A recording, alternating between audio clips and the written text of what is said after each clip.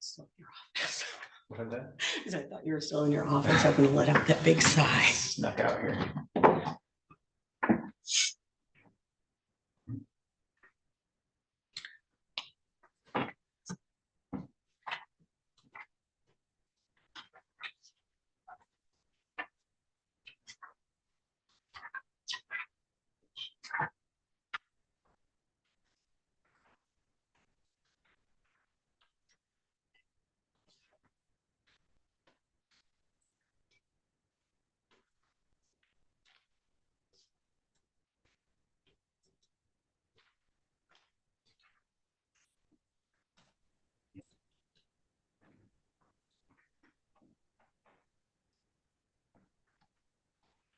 All right, counsel, are you appearing on the Kalkaska County Road Commission case? I am, Your Honor. Okay, we'll go on the record. It's Roberts versus Kalkaska County Road Commission. And this is case number 1913121. And counsel, if you could put your appearance on, please. Andrew, speak on behalf of the Kalkaska County Road Commission. Okay, this was set for 2 o'clock hearing. It's now shortly after 2. I don't see any other counsel. Although I will say that the court just put this on the record to just check on the status of any closing documents. So Mr. Speaka, I don't know if you can kind of address that for me or tell me where things are at.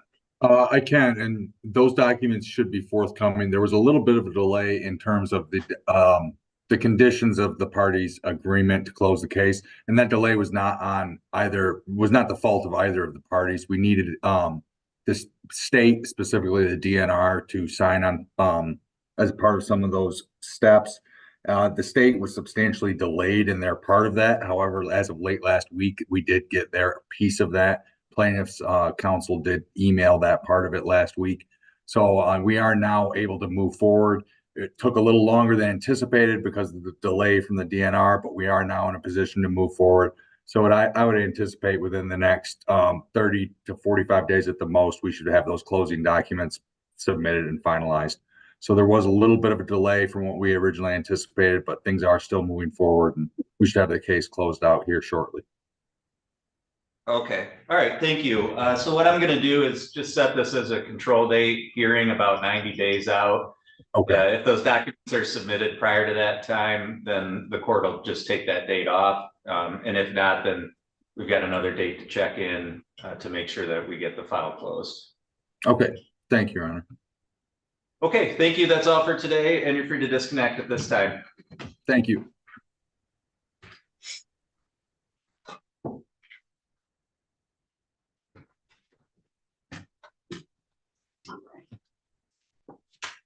It's a big one.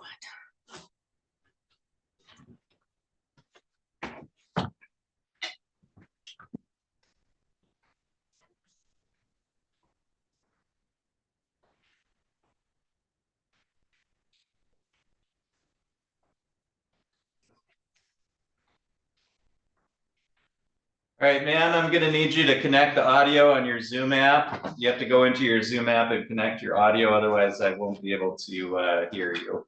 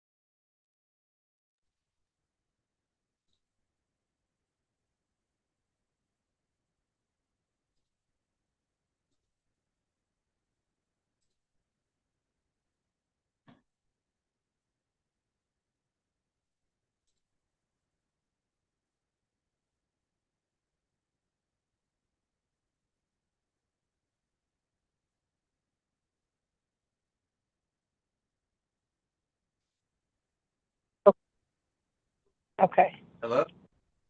Oh, hello. Hi, can you tell me your name, please? Jennifer Lynn Anderson. Okay, all right, Miss Anderson, we're gonna go on the record in your case. This is Anderson versus Headley, case number 2314359. We have on the phone the plaintiff, Miss Anderson. Miss Anderson, I'm Judge Mertz, and I have on my docket here today that you want to enter a default judgment of divorce. Is that correct? Correct. Okay, so I need to go through some questions with you. The questions that I'm going to be asking you are the questions that I'm required to ask in order to establish the grounds for divorce under Michigan law, okay? Okay. Can you raise your right hand and tell me once it's raised, please? Raised. Do you solemnly swear or affirm the testimony you're about to give will be the truth, the whole truth, and nothing but the truth, so help you God? Yeah. Thank you. You can lower your hand. Miss Anderson, you filed a complaint for divorce in this case, and you signed that complaint. Is that true? Yes. At the time you signed that complaint, had you been a resident of the state of Michigan for at least 180 days? Yes. Had you been a resident of Kalkaska County for at least 10 days? Yes. In the complaint, there's a statement that indicates that there's been a breakdown of your marriage relationship such that the objects of matrimony have been destroyed and there remained no reasonable likelihood that the marriage could be preserved. Was that true when you signed the complaint? Correct. Does that remain true today? Correct. Are there any children who are under the age of 18 that were born to or adopted by you during the marriage? No. Are you currently pregnant? Nope. Sorry, can you say that again? No. All right, under the judgment of divorce, you would not be receiving any alimony or spousal support. You understand that you would be waiving that forever and that you could not come back later and ask the court for that. Correct. And I see just by the filing, you've been separated from Mr. Headley for over 6 years. Is that correct? Correct. And I'm going to assume that you don't own any real property or real estate together. Is that true? Correct. Okay. All right, thank you. The court finds that the statutory grounds for divorce have been met by the testimony of Ms. Anderson. I reviewed the file. Mr. Headley was properly served with the summons and complaint. He failed to answer that. He was also properly served with the notice of and date of the time of today's hearing, which was 2 o'clock. It's now 2:12. He's not appeared to contest the divorce. So the court will grant the default judgment of divorce. And I've signed that judgment with today's date. Ms. Anderson, if you need to get a copy of that for your records, you can get that here at the clerk's office in Kalkaska County. But otherwise, as of today's date, your divorce is final. Do you have any questions for me at all? Nope. Okay, thank you. That's all for today, and you're free to disconnect at this time. Right.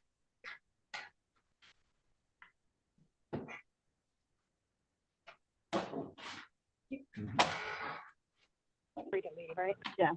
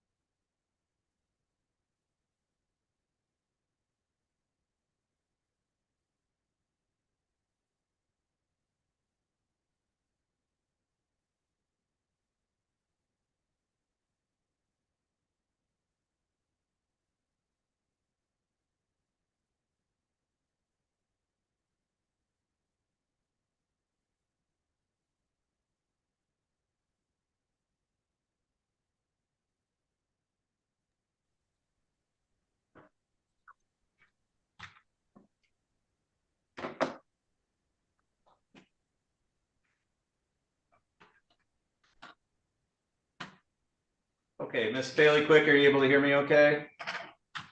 I can. Good afternoon.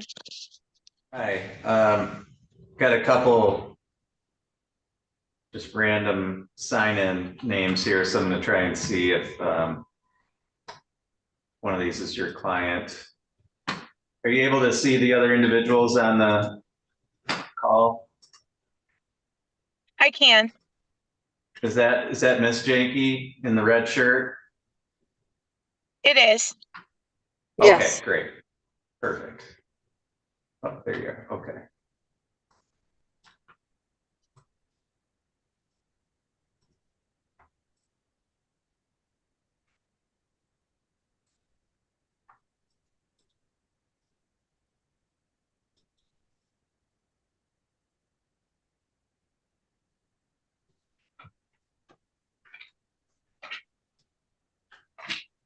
All right, Mr. Janke, I just need you to unmute yourself, please.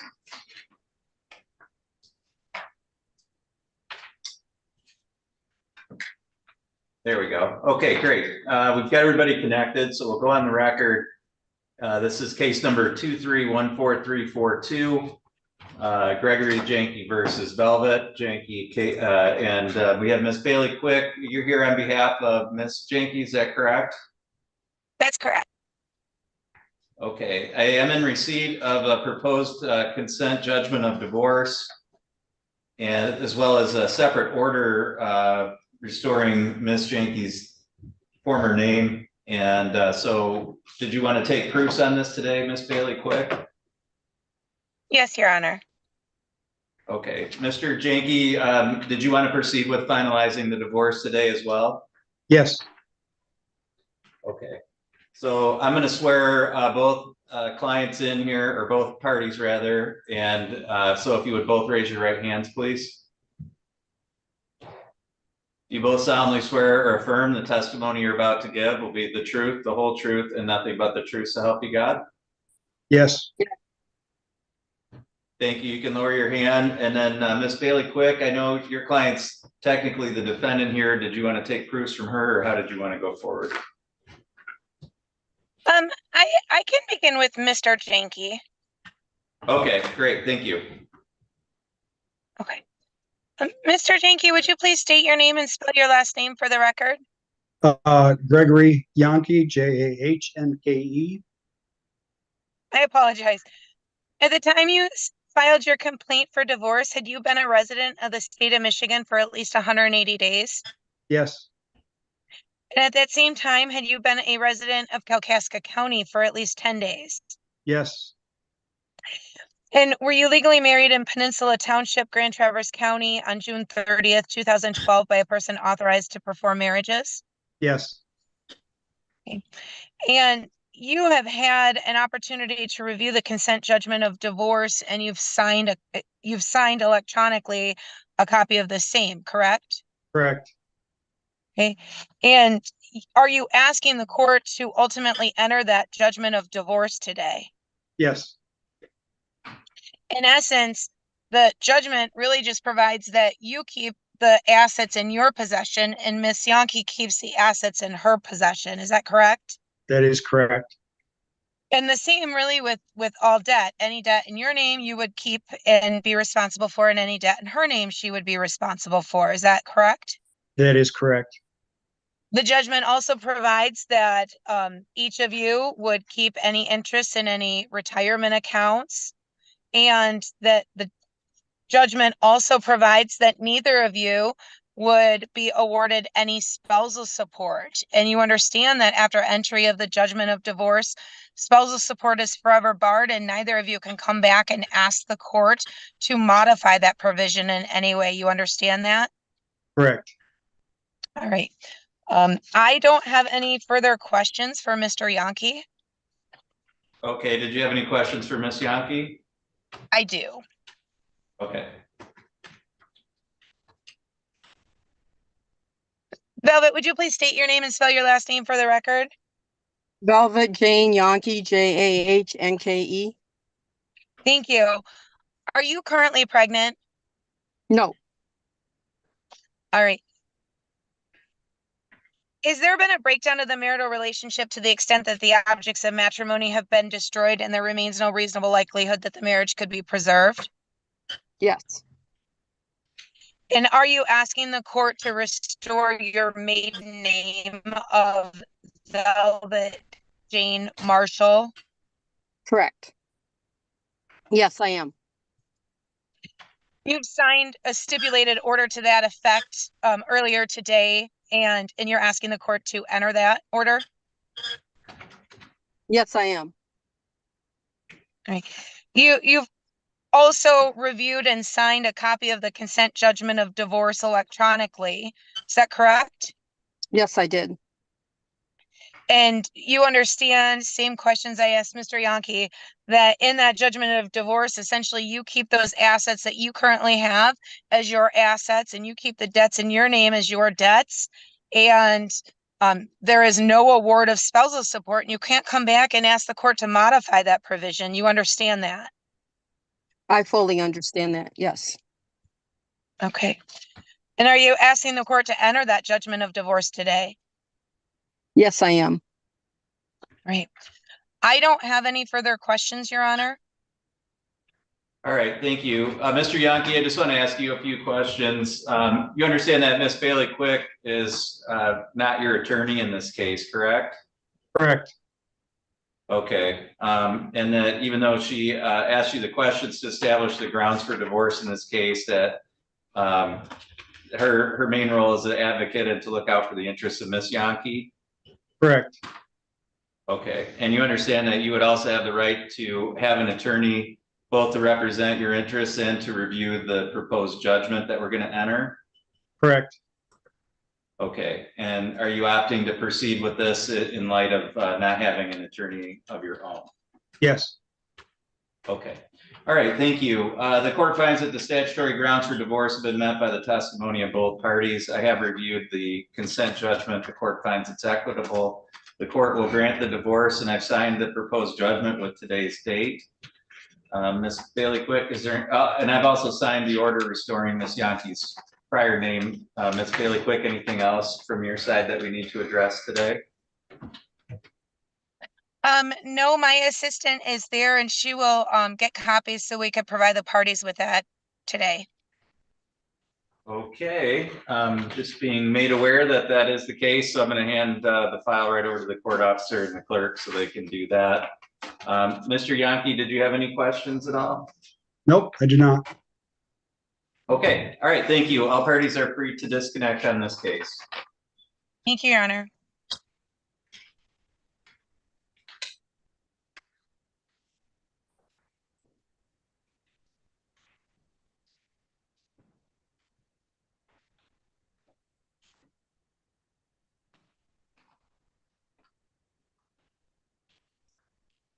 Okay, we've got somebody joining on the phone with the last four digits of 8080. Can you tell me your name, please? Tom Dunn. I'm sorry, what's the last name? Dunn, D-U-N-N. Okay, and which case are you calling in on? The Beckworth v. Spink. Okay, thank you.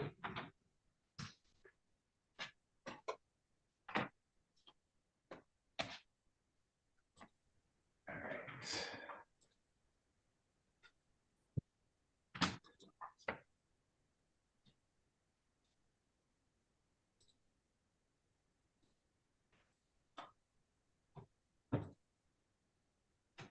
Okay, and it looks like we have both counsel present, so we'll go on the record.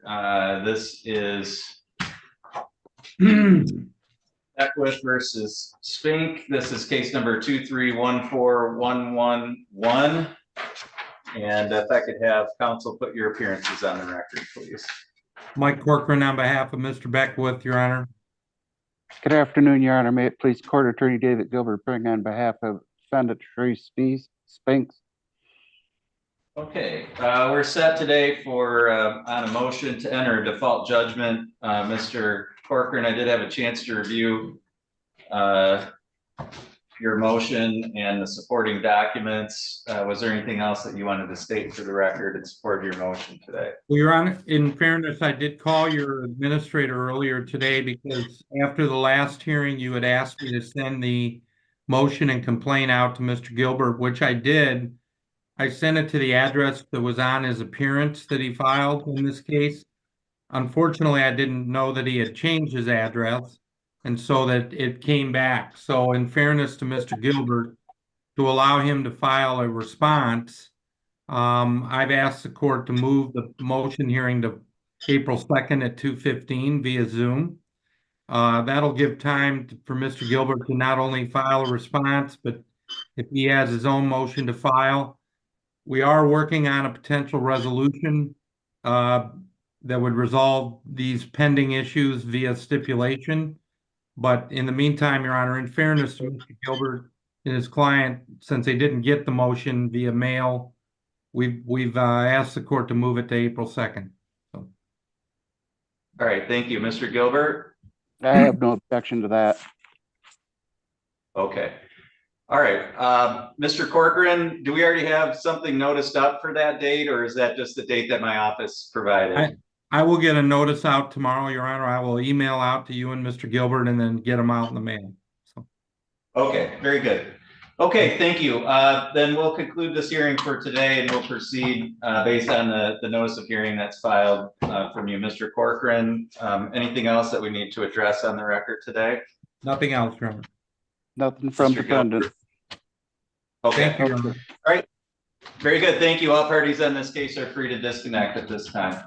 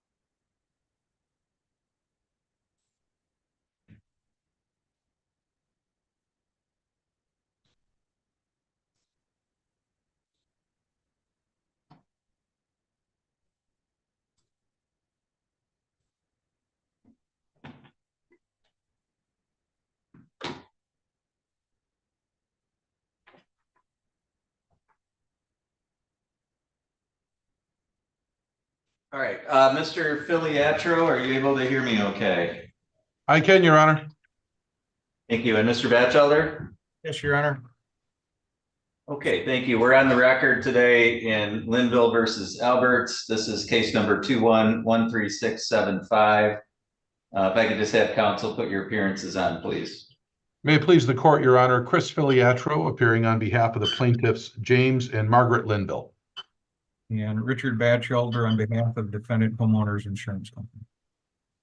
All right, thank you. We're on the record here today for a hearing on defendant's motion, two motions in limine, I guess three kind of.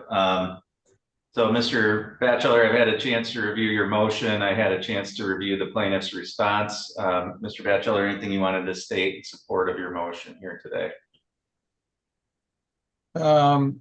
Yeah, well, Your Honor, understanding that just briefly, we have a file coming up before you here in a couple of weeks in which the liability of the driver of the motor vehicle, Mr. Rhodes, admitted. We're not disputing that Margaret Linville sustained a fracture of her fibula and a fractured sternum. We're not disputing that Mr. Linville had a fractured sternum and has claimed partial hearing loss and tinnitus. So far, we've taken two medical depositions, both of the independent medical physicians that Mr. Underwood retained in this matter, but they're being used as defense experts. And in both of those depositions, photographs of the damaged vehicles were attempted to be used as exhibits somehow to correlate with the damages claimed by the plaintiffs. We're not disputing liability, Your Honor. The photos aren't necessary to show the location of the accident, how the vehicles collided with each other.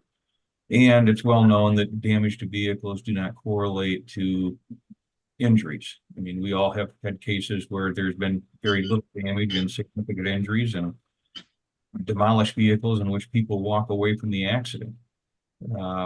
So the use of the damage to the vehicles does not assist the jury in assessing damages, but has the possibility of prejudicing the issue in a way that the jury could conclude the damages had to have occurred, and they must be very serious because the damage to the vehicles is significant. So I don't believe the photos are relevant, and if relevant, they're very prejudicial in relationship to their probative value. In regards to Mr. Rote, the driver of the defendant's motor vehicle, he was determined to have been intoxicated following the accident. He told officers at the scene that he had consumed alcohol as well as smoked marijuana earlier in the day. And with the admission of liability, any attempt to bring in his use of drugs or alcohol or his intoxicated state would only inflame a jury. It inflames to have somebody driving a motor vehicle in that condition. And with the admission of liability, any such attempt to describe his intoxicated state would be very prejudicial and not probative of the issue when liability has been admitted. Now I know in the plaintiff's response, they mentioned that there's some reference to PTSD of Margaret Linville, which is correct. She has PTSD, but the medical records, when we review them, have one reference to Mrs. Linville telling her therapist that their driver was drunk, and that is in reference to she received the police report and it mentioned him being a drunk driver. The couple of comments that were made in the plaintiff's response in regards to Mrs. Linville mentioning that she was pissed off, that's somewhat taken out of context. The context of that statement to her therapist was that she was pissed off that Mr. Rote, this was not his first offense. That's what she was pissed off about. And the same for Mr. Linville. He's not claiming any kind of emotional injury in this accident, but his reference to anger towards the other driver is in reference to Mr. Rote having a 5-year-old boy in the vehicle with him while he drove in an intoxicated state. So those references to their anger are not referencing PTSD treatment of Mrs. Linville. It's referencing her, for this other driver. And then the third part of our motion, Your Honor, is any type of disparaging remarks in regard to the independent medical physicians. They were questioned during their depositions in reference to them being insurance paid for exams, the amount of which they charged for their deposition exams were also discussed. And I've cited the case law in regards to that type of thing. Well, I don't think it's irrelevant to ask them, what do you charge for your services? But it's not relevant, and it's derogatory to attempt to then turn that around and say, hey, you're bought and paid for, you're the hired gun. Cited the case law, which does not allow those type of comments. Okay, all right, thank you. Mr. Filiatro, any response? Yes, Judge. I guess the easiest one to take first would probably be the disparaging remark issue with regard to the defense medical experts, the hired gun issue. That third one, I guess, that he spoke about. First, Your Honor, the issues of bias or prejudice can always come in. The plaintiff, through myself and through Mr. Bates, will be trying the case. Your Honor, we stipulate we're not calling anybody a hired gun. We're not calling anybody a name or anything like that. But bias and prejudice does come in with regard to, who pays for their services, how often they're retained. These things are commonly done in trials such as this, as it pertains to bias and prejudice. So I do plan, and Your Honor, I don't think there's any issue in this. We plan to refer to them as probably one of two things. Either, instead of calling them independent medical evaluations, which is a common vernacular that people like to use, we cited the case law in there, which we refer to them basically as either insurance medical examinations, which is what they were. They were. That's who hired them in the case. But also, or we could call them defense medical examinations. I don't think either one of those monikers causes any disparity or disparaging remarks for the defense in the case. If we refer to them as either one of those, I don't see that as being an issue, and plaintiff's counsel does not intend to argue or to claim that they are hired guns or disparage them in any way, other than calling them the terms that we spoke about. So at least that hopefully should give you our position, at least on that one, Your Honor. The other two, though, Your Honor, we've briefed that very well in the case, Your Honor. Nothing more to add. The vehicle damage photos, Your Honor. Your Honor, this is an third-party auto neg case, and I've been doing this for close to 30 years. I'm not sure I've ever been in a trial which photographs of the actual vehicles involved weren't actually presented to a jury, whether they're minor impacts and there's no damage, or a lot of impact and a lot of damage and such. It actually shows what happened in the accident, which if you were to ask a simple layperson, Your Honor, what happened in a crash, and if they could describe the damage that they suffered, my clients wouldn't be able to do justice to what the photographs actually show, because they actually lived through that. And I know the defense, because it is a bad crash and it shows a lot of damage, that's what the defense is worried about. They're worried about basically saying, like, hey, the damage is so bad, they must have been injured. Well, my clients were injured in the crash, Your Honor, and a jury should be able to see that. As far as the damage photos go, Your Honor, it does show not only what happened in the crash, but it also supports my client's testimony with regard to the amount of force, the amount of impact, what happened at the scene, and also the photographs themselves, Your Honor, they do not show things like dismembered bodies or blood or something that, would be very, very harmful for a jury to see. If, let's say, if this was a death case or something with catastrophic, bodies all over the place, this is not that. We've attached them as exhibits. It's pretty much a garden variety intersection crash. So I don't think there's any prejudice with regard to that. We've listed that issue. We've also listed, Your Honor, in our response to the alcohol issue, all the statements in there about my client not only complaining about the accident and the injuries that she suffered and also her PTSD, but also what she had complained about with regard to the drunk driver in the case and the driver himself, Your Honor. And specifically, we've listed those particular issues that are in there, but also, Your Honor, on March 7th of 2022, I was looking at the exhibits which we provided to the court. Dr. Deborah Simpson, she's over at Arbor Psychology Group. They have a conversation about this. This is the medical records where they were exploring the client's feelings relating to the car accident, and quote, the person who caused the car accident suggested that the client write an unsent letter to this person as a way to identify and process her feelings. Her feelings are replete in this case, Your Honor, with regard to PTSD, anxiety, depression, inability to drive, being on the road, all those sorts of things. Your Honor, the case law which we cited, which we believe is on point, the Rodriguez case, and both discuss that. If there are elements of damage that are coming into the case with regard to alcohol, then that is readily admissible with regard to the issue, even if the defendant stipulates as to admitting liability, because it does come in for damage purposes.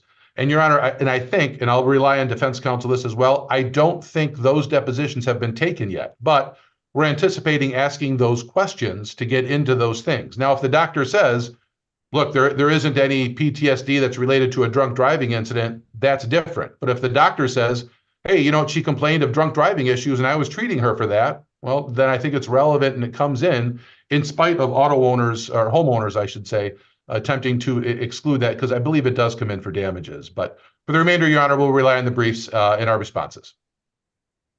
Thank you. Mr. Batchelder, it's your motion. Did you have any response argument you wanted to make? Sure, Your Honor. The medical records mentioned drunk driver once in regards to the accident. And that letter that's referred to was the suggestion that Dr. Simpson have Mrs. Linville write a letter to this other driver. It's not saying, hey, because he's a drunk driver, it's because he caused the accident. It's because the emotion she went through because of the accident, and because there was a 5-year-old boy in that other vehicle. It's not mentioning write this letter because he's a drunk driver. Now, and the other thing, the Rodriguez case, by the way, I was one of the attorneys that argued that in the Court of Appeals. The Rodriguez case, in reference to alcohol coming in, is a different issue. Both drivers, there was a 16-year-old or 17-year-old driver named Savoy and Mr. Rodriguez, who was a sharecropper. They hit each other in the middle of a 2-lane road out in the middle of the country in Genesee County, and both were intoxicated. And the trial court did not allow intoxicated state of Mr. Rodriguez in at trial because there was no evidence of what his speed was. Werner Spitz was an expert in that case, and he said if this other driver was going a certain amount of speed, he wouldn't have been able to control the vehicle. But the trial judge did not let the intoxication level of the Mr. Rodriguez come in because there was no testimony about the speed in which he was driving. That has nothing to do with the type of the case we have here. All right, thank you. So again, I did have a chance to review the briefs and the attachments to the briefs regarding these motions, and taking into account all of that information along with the arguments of counsel. First of all, obviously, whether or not to admit certain evidence is something that's within the discretion of the court, and the court's acting within that discretion and ruling on these motions today.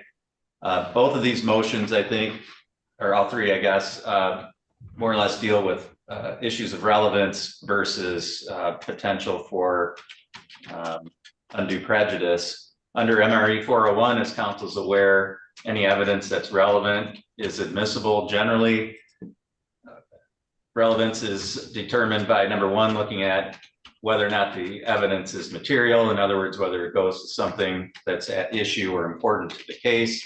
And then whether or not that evidence has probative force as to that issue. In other words, its tendency to either prove or disprove a matter at issue. Even if evidence is relevant under 401, it can still be excluded under MRE 403 if there's a substantial danger of unfair prejudice, issues of confusing the jury, inflaming the passions of the jury, and so forth. So even if evidence is relevant, it can be still excluded under MRE 403. Kind of working backwards here in terms of testimony regarding the defendant's experts. in my experience, there's frequently questions put to defense experts and plaintiffs experts about payment, who they typically work for, how many cases they've testified in, which side they've testified in favor of more. And counsel's aware bias is something that's always relevant in a case. And so in this case, I don't find that, at least as represented by plaintiff's counsel here, and I have no reason to believe they're going to do something different at trial other than what they've represented here. I don't think questioning into defense experts as to how much they're being paid, how many times they testified on behalf of defense, how many times they're requested to do examinations on behalf of insurance companies and so forth. I think all of that is fair game at a trial for the purpose of showing bias. Of course, there's always a limit, and to the extent that the plaintiffs go beyond questions that are directed at bias, then I think that would be a time for defense to object, and the court would have to rule based on what exactly is said in the moment during trial. But in terms of the motion here and a specific prohibition of mentioning those things, the court is going to deny the defendant's motion. And again, as long as plaintiff's questioning is directed towards the issue of bias and isn't, argumentative or otherwise improper, then the court's likely to allow that. But Mr. Batchelder, again, there's limits on that, and to the extent that you feel they've gone beyond that at trial, you're more than welcome to bring an objection in the moment, and the court will rule on it accordingly. But in terms of just a blanket prohibition ahead of time, the court's going to deny the motion in limine. With regard to photos of the accident and vehicle damage, again, those certainly are relevant to injuries that would have been sustained. So the court finds that that's relevant evidence. The real question is whether or not it's unfairly prejudicial. And in this case, I don't think that it is. I think it's important for a jury to be able to see that the kind of a visual representation of testimony. From what I've seen, I don't find the pictures to be unduly prejudicial, to be gratuitous in any way or overly cumulative. And so I think that, it's part of plaintiff's case, even when it's related just to damages, to be able to give the jury a look of what actually happened here. And then I think it's also relevant to credibility, because his clients are going to be testifying, plaintiff's clients are going to be testifying. And to the extent that their testimony is consistent with the photographic evidence, again, I think that's an issue to be argued either way. If it's not consistent, defense can argue that the plaintiffs aren't credible, and vice versa. So the court finds that those types of pictures are relevant and they're not unduly prejudicial, such that they should be excluded under MRE 403. And then finally, the use of alcohol or marijuana. Again, looking at the initial consideration of, is it relevant? As to damages, I find that really it's minimally relevant. It's whether or not the driver of the vehicle was under the influence of alcohol or drugs, there's no question that that driver caused that accident. So while it might be extremely relevant as to liability, in terms of the damages which the plaintiff should receive, I think it has limited relevance. It doesn't matter whether he was under the influence of alcohol or marijuana, whether he was texting, whether he dropped something on the floor and bent over to pick it up and caused the accident, whether a deer ran out and caused him to swerve and that caused the accident. All of those things, really just go to liability, and none of those details would do anything to add to damages. In terms of any kind of psychological damage or PTSD, again, I think plaintiffs are free to argue that the accident itself resulted in psychological damages or PTSD. I don't think whether or not it was caused, again, by a drunk driver, or by a deer, or by somebody, bending over to pick up something that fell on the floorboard. None of that really, I don't think, is really probative. It's the accident itself and the fact that it occurred, I think that's probative on that. So, to the extent that that evidence would be probative, the court finds that it is unduly prejudicial, that the jury is likely to confuse the issues and give undue weight to the cause of the accident in relation to the damages as opposed to just the damages themselves and what the plaintiffs have proven regarding what they suffered. So for those reasons, the court finds that that type of evidence should not be admissible. So the court will again deny defendant's motion as it relates to photos of the vehicle and the vehicle damages and the accident scene. The court will grant the defendant's motion in limine with regard to references to alcohol or marijuana use by the driver. So Mr. Batchelder, if you would prepare an order that reflects the rulings of the court today and submit that either with a stipulation as to counsel as the form or under the 7-day rule. And then I believe that we have a conference call set for this Friday. So I'd like to keep that on. I want to give counsel a chance to, digest the rulings today because they may make a difference. And then we'll talk on Friday to make sure that everything's ready to go forward. And one thing I would like counsel to be prepared for on Friday for that call, we have this currently set for a 5-day trial. And if I want to discuss and make sure that we're going to need 5 full days of trial. We set that at the outset, but as you've been getting prepared, it might make a difference now in terms of what you think we're going to need. So we'll plan on discussing that on Friday as well. Your Honor, I do have one question, not to go back on your ruling, but with regard to, I would like to request an offer of proof from the treating physicians for the PTSD issues. What I have done in the past is with regard to the issue of alcohol, since this is relying a lot on this motion is with regard to just the documentary evidence, but if there is testimony from the doctors, the treating physicians with regard to the impact of specifically alcohol or marijuana, those types of things in their opinion, can we revisit that issue of the admissibility of the alcohol based on the actual testimony from the physicians? I guess it's hard for me to say without knowing what exactly they're going to say. I mean, sure. My thought is right now that again, the importance of the testimony is the fact that this accident has resulted in PTSD. Right. Again, my concern with regard to that specific issue is that the jury is going to place undue weight on that and award damages because of the intoxication and not because of the effects of the PTSD. So it may be a situation where the court allows the testimony as to the fact that the accident caused a PTSD, but prohibits the doctor from mentioning those specific causes. So sure. You may have to craft something that's really specific based on the testimony. Well, and also too, Your Honor, because what I'd like to do, taking these doctor's depths and I've taken a few of them in my career, what I'd like to do is obviously understanding the court's ruling.